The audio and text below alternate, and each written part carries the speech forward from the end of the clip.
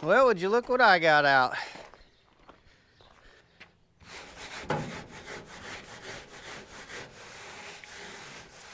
It's the new Holland Super Hayliner 78 from about 1958. Wire tie baler. They don't make them like this anymore. Probably a reason for that. Hey guys, I'm Evan. Welcome to Country View Acres. So, not yesterday, but the day before, I cut hay, and it is drying in the field. And I'll probably bale that hay tomorrow. And I would like to make a few square bales. I've only got like 2 or 3 square bales left. I'm basically out. But last time, this baler was not tying on the left side or the driver's side. It wasn't wanting to tie correctly. And it got to the point where it would only tie, you know, like every third bale, it would mess up. I mean, so it got pretty bad. So I'm gonna try to dive into this today, maybe take it apart a little bit, see if we can get it to work correctly.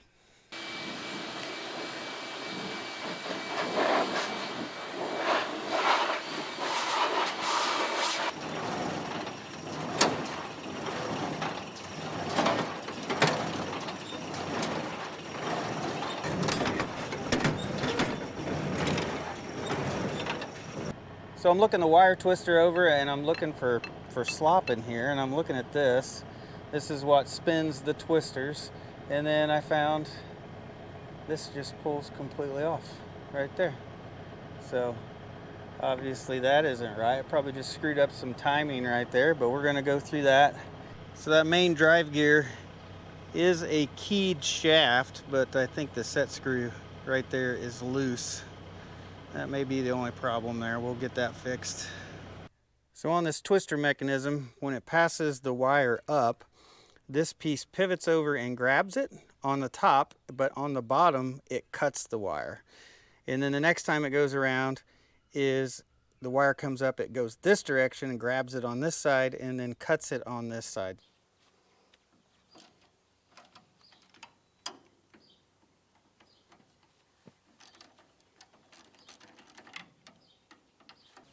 So this is the wire clamp. Actually, it's called a wire clamp and shear. So it rocks to one side, clamps the wire, and then cuts it off at the bottom. So where the cutter is at the very bottom, it is very worn right here where you can tell it's been cutting the wire in the same spot for a long time. So looking this over, this shear here at the bottom, it's dimensionally the same. Top and bottom. So what I think I can do is I can unbolt this bottom piece, I can flip it over, and then we have a brand new cutting surface at the bottom. So I'm just going to take it apart, flip the shear over, and use the other side. And hopefully that will take care of most of my problems. Alright, I've got the wire clamp and shear on the right side back on. So you tighten this down until it's fairly snug, but yet it can still wiggle side to side, but not up and down. And then there's a jam nut that goes on the bottom. So the wire clamp on this side doesn't have the jam nut on the bottom of it. And this side, look how much that one wiggles. This one wiggles a lot. It's fairly loose, so this screw is probably becoming unthreaded. So that may be the big issue that we're looking for. And that's a fine threaded bolt, and I need to find a lock nut that's fine threaded. I bet you I don't have it.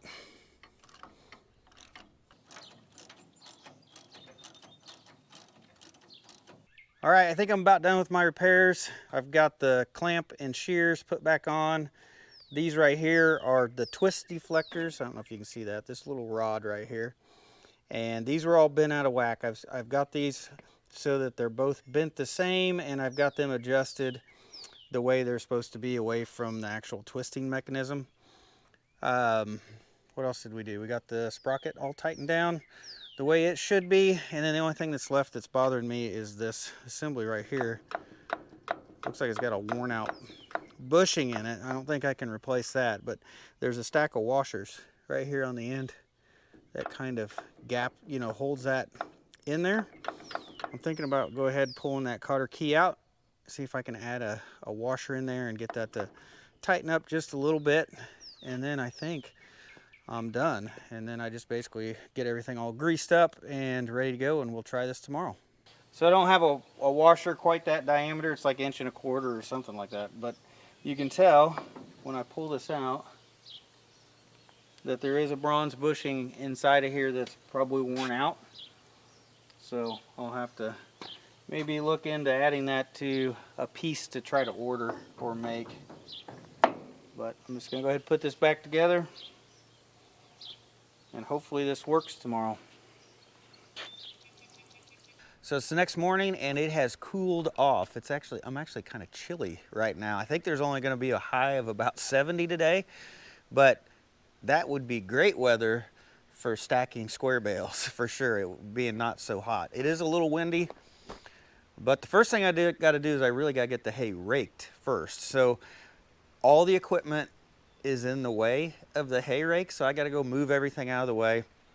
See if I can get the Case tractor started. I'm going to try to use it today to rake hay. So I'm going to go ahead, unhitch this tractor so that I can use the forks, start rearranging all of the equipment. And I need to get the hay wagon out as well. So going to be a lot of musical equipment, moving it all around, trying to get everything where I can use it. And then hopefully we'll start raking some hay. I bought a new jack for the, Rebecca went and bought a new jack for the hay mower. So whenever I get a chance, I'll weld that new jack on there since I bent the other one up the other day.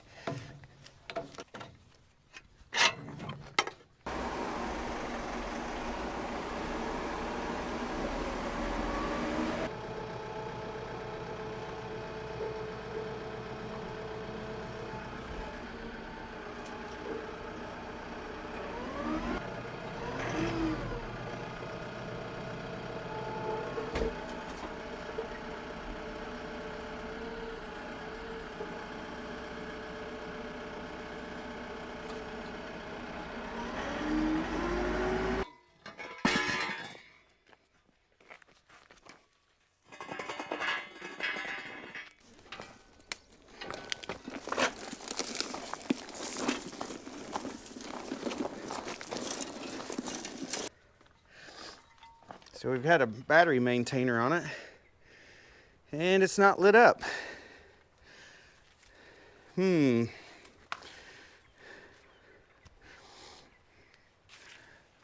Well, my outlet is on. It appears my little battery maintainer probably went bad. All right, I guess we'll give it a shot. Hopefully she starts.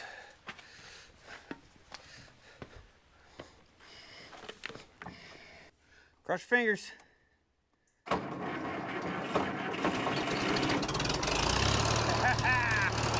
Yeah. We'll let that warm up.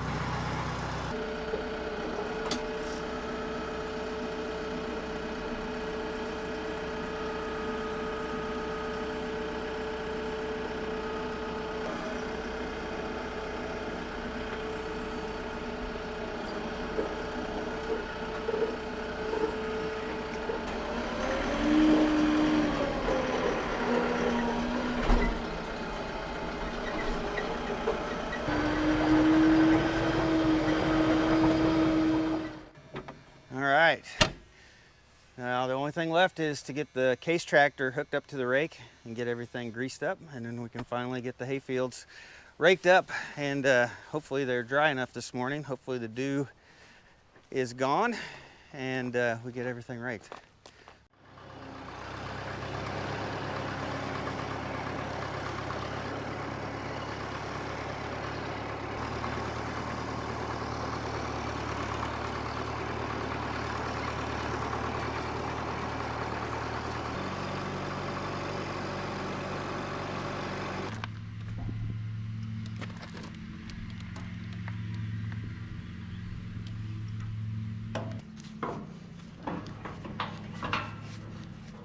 Tighten the belt up.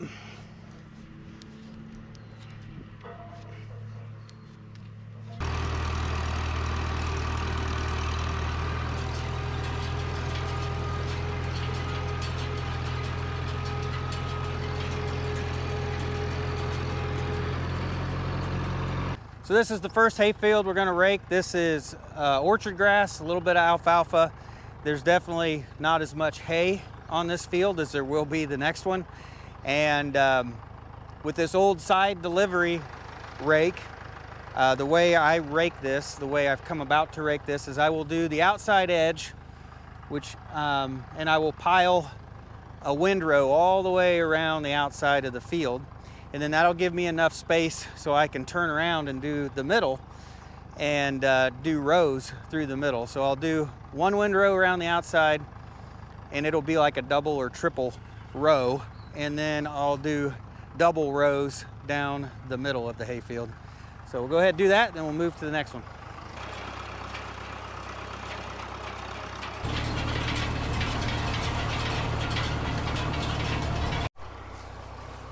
All right, I got my first, big windrow to go around the complete outside of the field.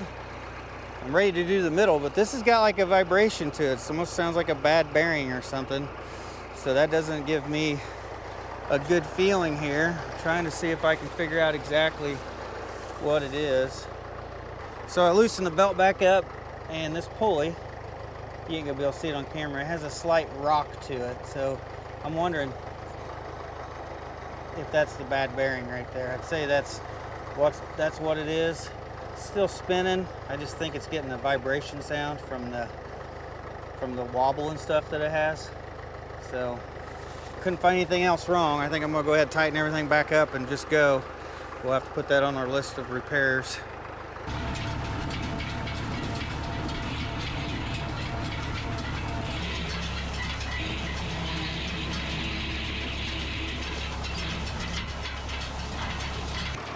I end up making these triple rows. There's just not a lot of hay here in this field.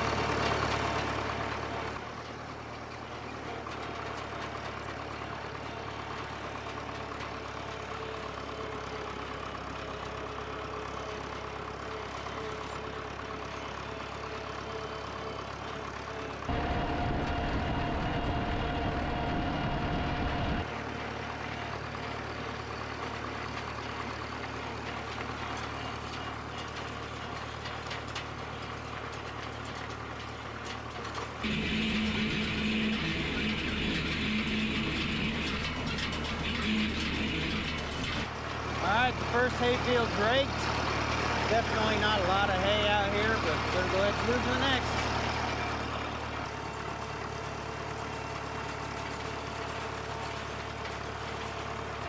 Sounds dry, but you can see a little green in it. Looks like it's still not dry on the bottom side. This is a lot thicker. A lot thicker.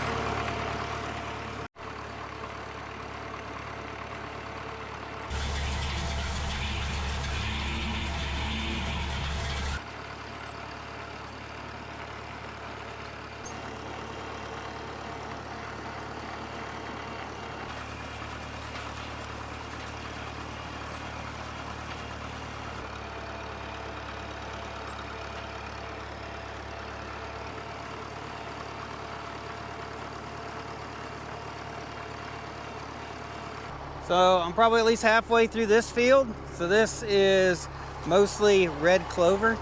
You can see, hopefully you can see the leaves on there.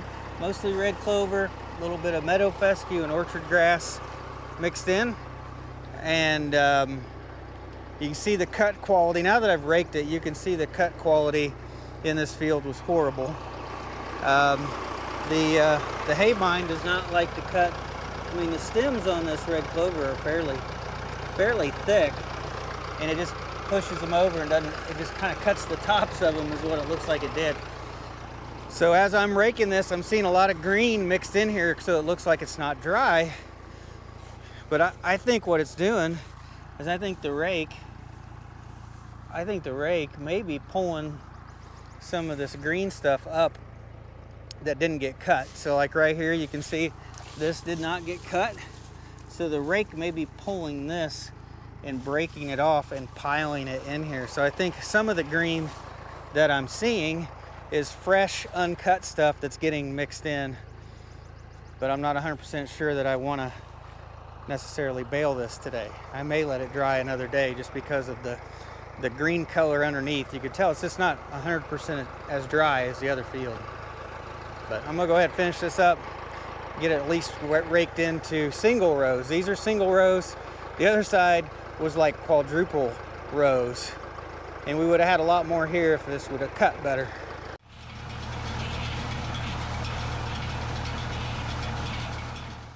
All right, just finished up. Got all the hay raked in this field. Like I said, I don't think it's completely dry yet, so it'll probably be something that I bale up tomorrow. But what I'm gonna do back now is I'm gonna go back, get the tractor, hook up the square baler, and then come out here and start baling this other field. But I'm gonna save that for another video. I think this has got enough in it. So thanks for watching, guys. I'll see you in the next one.